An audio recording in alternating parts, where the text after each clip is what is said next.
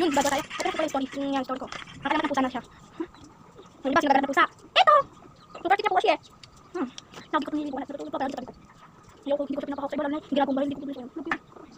Nakita siya ginagawa. Kagaya nito. Kasi napakaw lang siya. Yan, nawala siya. Matay natin sa ano. Huwag yung kalimutin. Bakit kanya ka ba drawing? Hoy, nawakan niyo daan. So, ginagawa natin. Sa araw, isang pusa. Ang pangalan niya si Kiki.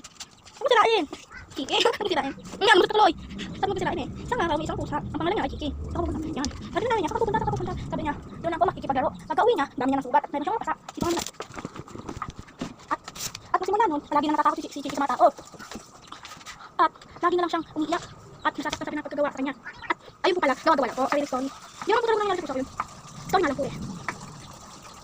Papasok ko sa nangyari ko. Kasi kailangan dadalhin namin mga bida sa kwento.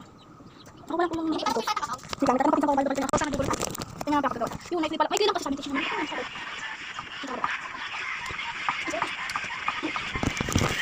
Sino po ang mga batang 90s? Okay, mga 90s. Kaya lang ko ito.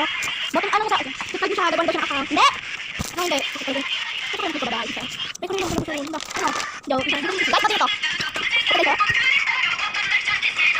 Hey! Grabe ito kasi ang nakalina. Pati ito. Kaya ano kasi bigla agad. Ay, ginawa ko naman lang sinabi. Kaya lang bigla. Mga bago sinabi. Ito pa po guys. Ano ko lang? Ito pa yan. Diba? Yan. Magpapagod ko siya sa agad. Kapag ito na ako. Yung pasalalang ako guys. Diba? Yung kapag ito na. Yan. Hindi kita makabuli.